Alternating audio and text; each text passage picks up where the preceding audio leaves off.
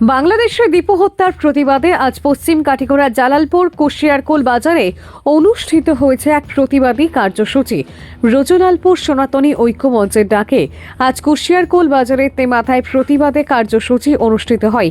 বাংলাদেশ সরকারের বিরুদ্ধে বিভিন্ন স্লোগান আকাশ বাতাস মুখরিত করে তোলেন প্রতিবাদকারীরা। বর্তমান বাংলাদেশে ইউনূস সরকারের আমলে হিন্দুদের উপর বর্বরচিত অত্যাচার কোনো অবস্থায় বরদাস্ত করা হবে না হুঁশিয়ারি দিয়েছেন তারা এবং দীপু হত্যাকারীদের উপযুক্ত শাস্তি দেওয়ার দাবি জানিয়েছেন তারা। দরকার আমরা যারা বাংলাদেশ থেকে ভারতবর্ষে এসেছি, আমরা কেন এসেছি? বাংলাদেশে কি ভগবান নেই? বাংলাদেশে কি দুর্গা, কালী, শিব, চৈতন্য মহাপ্রভু নেই? আজকে কিছুই নেই।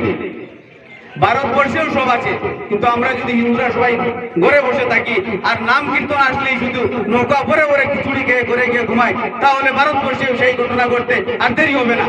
তার জন্য এই সময় হচ্ছে আমাদের সবার জাগৃতির সময়, যাতে আমরা সব হিন্দু এক হয়ে থাকি। তার জন্য সবাই বলে হিন্দু হিন্দু ভাই ভাই। এই দিনটি আমরা বিক্রিও করবো, যাতে ওরা ওখান থেকে জেগে যায়।